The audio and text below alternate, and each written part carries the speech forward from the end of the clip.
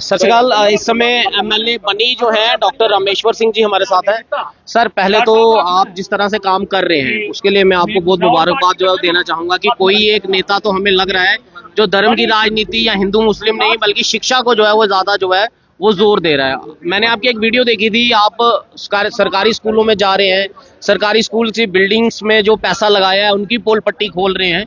क्या लग रहा है आपको कि जिस सरकारी स्कूल में 70-80 हजार जो टीचर तनख्वाह लेता है, वहां का बच्चा 8वीं क्लास का किताब पकड़कर अगर रीडिंग नहीं पढ़ रहा, तो ये कौन सी डेवलपमेंट, कौन सा विकास जो है पिछले 11-12 साल में या जितनी भी सरकारें रही उन्होंने आखिर किया गया इसका? देखो, आज समाज में दो वर्ड बड़े मशहूर हैं, देशभक्त और देशद्रोही। मेरी नजर में देशद्रोही वो है जो बच्चों के भविष्य के साथ खिलवाड़ कर रहा है। धर्म और अधर्म दो वर्ड बड़े मशहूर हैं। मेरी नजर में अधर्म वो है, अधर्मी वो है जो बच्चों के भविष्य के साथ खिलवाड़ कर रहा है। अगर उसके स्कूल के बच्चे 8वीं के बुक्स देख के पढ़ नहीं पा रहे हैं, अगर उसके बच्चे स्कूल का रिजल्ट 0% आ रहा है, अगर वो अपने बच्चों को अच्छे से पढ़ा नहीं रहा, वो जितने मर्जी मंदिर और मस्जिद में चले जाए, मेरी नजरों में वो देशद्रोही है और अधर्मी था और अधर्मी रहेगा। अपना धर्म है, धर्म ही सबसे, कर्म ही सबसे बड़ा धर्म होता है, ये भगवत गीता में भी बोला गया है। लेकिन आप अपने कर्म को अच्छे से निभा नहीं रही हो और धर्म की बातें आप कर रहे हो।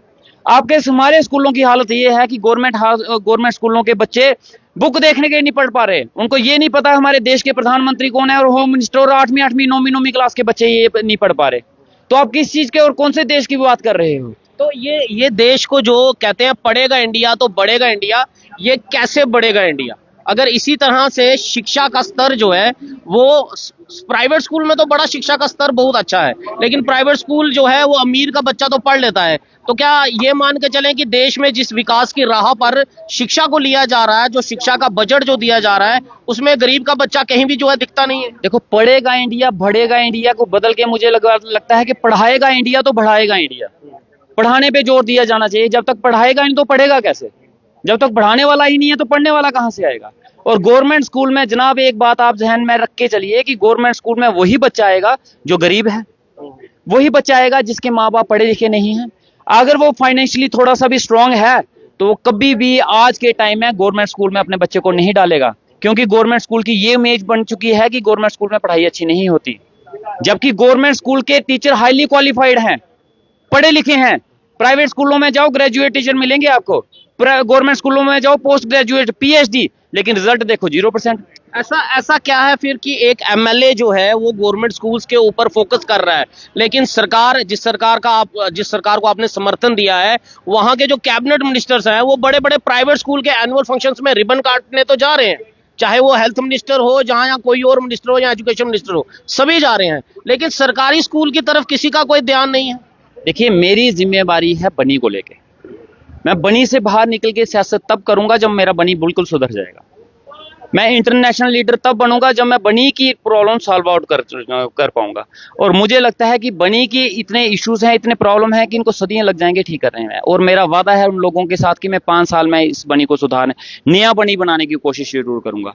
और इस कोशिश में मेरी जितना भी जोर लगता है मैं लगा रहा हूँ। मिनिस्टर क्या कर रहे हैं, चीफ मिनिस्टर क्या कर रहे हैं, वो उनकी जवाबदेही है। मैं क्या कर रहा हूं ये मेरी जवाबदेही है। लेकिन मेरे एरिया के बीच में अगर कुछ गलत काम हो रहा है और वो मेरे कान में उसकी खबर आती है और वो मेरी नजर में आती है, मेरे से उम्मीद कभी ये मत रखिए कि मैं नजर फेर के चला जाऊंगा। कभी मत ये सोचिए कि मेरी कान में उसकी बात पड़ रही है और मैं अनसुना कर दूंगा।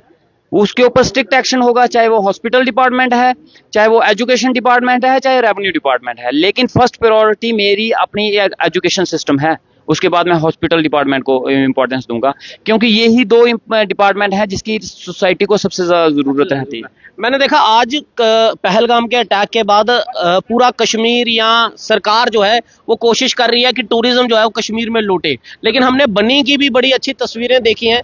क्या आपको लग रहा है कि सरकार को ये कोशिश नहीं करनी चाहिए कि बनी के लिए भी एक ऐसा रिफॉर्म करना चाहिए कि टूरिस्ट को जो है वो एनकरेज करना चाहिए कि बनी के अंदर भी जो है टूरिज्म आए? बर्फ तो वहां पर भी पड़ती है। देखिए, मैं आपको एक चीज बताऊंगा, हमारे यहाँ की बर्फ बिकी नहीं, कश्मीर की बर्फ बिक गई, हमारी बर्फ बेकार चली गई। अच्छा, हमारे पहाड़, हमारे पेड़ जो हैं अनदेखे कर दिए गए, लेकिन उनके पहाड़ और पेड़ों की फिर भी कीमत पड़ गई।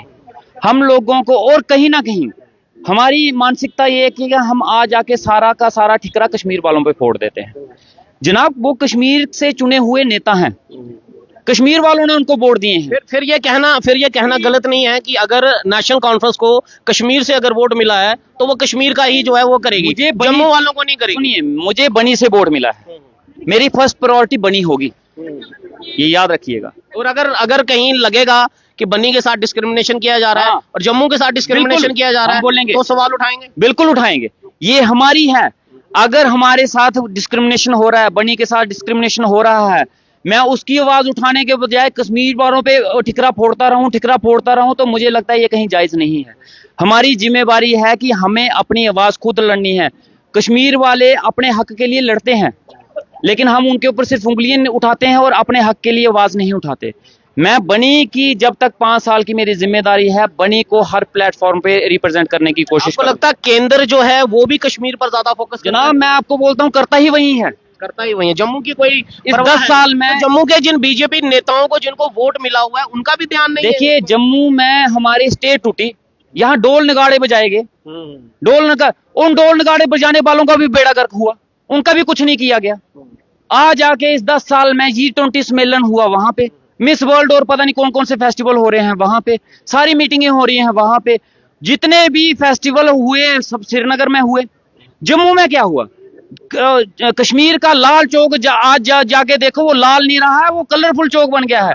लेकिन हमारा चौक देखो, आज भी हमारा चौक किसके लिए है? सिर्फ धरने प्रदर्शन करने के लिए, सिर्फ पुतले जलाने के लिए। जितने प्रदर्शन जम्मू में होते हैं उतने कश्मीर में नहीं। मैं वही कह रहा हूँ, वो क्यों करेंगे प्रदर्शन? उनको तो सब कुछ मिल रहा है। मतलब साफ है, जम्मू को कुछ मिल नहीं रहा। बिल्कुल जनाब, इससे पहले भी कश्मीर को मिलता था, इस 10 साल में भी कश्मीर को मिला। चलिए, बनी के एमएलए हैं, आपने मिस्टर इंडिया वाली घड़ी अभी नहीं डाली है। मैंने एक वीडियो की थी आपके लिए और मैंने सैल्यूट भी किया था कि जिस तरह से आप कर रहे हैं, आप मिस्टर इंडिया वाली घड़ी मत ढूंढे, क्योंकि मैक्सिमम जो नेता है वो मिस्टर इंडिया की घड़ी डालकर कहीं गायब हो जाते हैं। इलेक्शनों के दिनों पे दिखते हैं वो सारे के सारे, दिन में 13-13 बार 14-14 बार हाथ जोड़ के खड़े रहते हैं, हमें वोट दे दो। लेकिन आज जब हम उनसे कोई बात सवाल करते हैं तो वो सवाल किया जाए तो हो सकता है कल को FIR लग जाए, कोई डिफेमेशन का केस लग जाए। आपने कहा कि जम्मू के साथ डिस्क्रिमिनेशन जब भी होगा आप आवाज उठाएंगे, उमर अब्दुल्ला सरकार के खिलाफ भी उठाएंगे, एनसी का। मैं एक मुद्दा आपको दे देता हूं, उम्मीद करूंगा कि जिस तरह से आप काम कर रहे हैं आप इस मुद्दे को बड़ा गंभीर से देखेंगे और मिस्टर इंडिया वाली घड़ी डालकर नहीं घूमेंगे। सवाल मेरा ये है, जून 2024 में लेक्चरर्स को लेकर 2500 फॉर्म जो है वो उनकी ट्रांसफर के लिए भरेंगे, लेकिन परसों ही एक ऑर्डर निकला है जिसमें एजुकेशन मिनिस्टर सकीना एटू 800 लेक्चरर्स की जो है वो ट्रांसफर की गई है, लेकिन उसमें एक भी जम्मू का लेक्चरर नहीं है।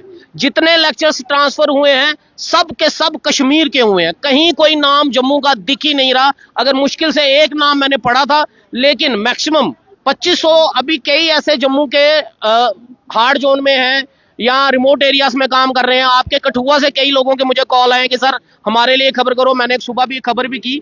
क्या उम्मीद लगती है कि ये डिस्क्रिमिनेशन है? और अगर ये डिस्क्रिमिनेशन किया गया है एनसी सरकार की तरफ से या एजुकेशन मिनिस्टर की तरफ से कि 800 लेक्चरर सिर्फ कश्मीर के ही हैं, जम्मू वाले चाहे वो 5 साल हो गए, 6 साल हो गए, 7 साल हो गए, उनके लिए ट्रांसफर, हालांकि वो इंतजार कर रहे थे कि जब ऑर्डर निकलेगा हमारा भी नाम आएगा, तो इसके लिए एमएलए बन्नी क्या करने वाले? देखो, जम्मू ये कश्मीर डिवीजन की ये ट्रांसफर हुई है, सुनने में है कि जम्मू डिवीजन की भी ट्रांसफर होने वाली है, उसकी लिस्ट अलग से निकलेगी। अच्छा, अगर इन केस ये लिस्ट नहीं निकलती है तो सबसे पहले मोर्चा मैं खोलूंगा। आपको लगता है डाल देनी चाहिए? ये ऐसा क्यों कश्मीर की पहले निकालेंगे? वो कहीं जम्मू वालों के लोगों के मन में एक शक पैदा करने की कोशिश क्यों करता है? बिल्कुल बिल्कुल बिल्कुल होना ये चाहिए कि जम्मू और कश्मीर की इकट्ठी लिस्ट निकलनी चाहिए थी, लेकिन अगर नहीं निकली है और अगर ये बोलते हैं कि कुछ दिनों के अंदर अंदर जम्मू की लिस्ट निकाल रहे हैं तो हमें शायद वेट करना चाहिए। अगर नहीं निकलती है तो मेरा आपसे वादा रहा कि इस डिस्क्रिमिनेशन के खिलाफ सबसे पहले मोर्चा मैं खोलूंगा। अच्छा, आखिरी सवाल में, क्योंकि बाकी और भी खड़े हैं, आखिरी सवाल मैं देख रहा हूं, आप और महराज मलिक 2 लोग जो हैं वो जनता के बीच में जा रहे हैं। जो महराज मलिक की आज जो कंट्रोवर्सी चल रही है, जिसमें कई बार गवर्नमेंट का ऑर्डर भी निकला कि अगर कोई डॉक्टर जो है, गवर्नमेंट डॉक्टर है, अगर वो किसी नर्सिंग होम में अंदर होगा उसका लाइसेंस कैंसिल कर दिया जाएगा। ऐसे कई ऑर्डर में पिछले मेरे को 7 साल हो गए मीडिया के अंदर, मेरे को लग रहा है शायद 10 बार या 12 बार मैंने मीडिया के अंदर ये ऑर्डर सुना होगा, लेकिन जमीनी स्तर पर होता नहीं। ये जो ऑर्डर निकाले जाते हैं, ये हम लोगों को गुमराह करने के लिए निकाले जाते हैं, या आई वॉश, या फिर हमें सरकार समझती है कि हम लोग बेवकूफ हैं? देखिए, ऑर्डर निकलते हैं लेकिन उसको इम्प्लीमेंट करवाने का दम होना चाहिए। आप ऑर्डर रह जाते हैं, अगर आप इम्प्लीमेंट नहीं करवा पाते तो वो ऑर्डर के ऑर्डर रह जाते हैं।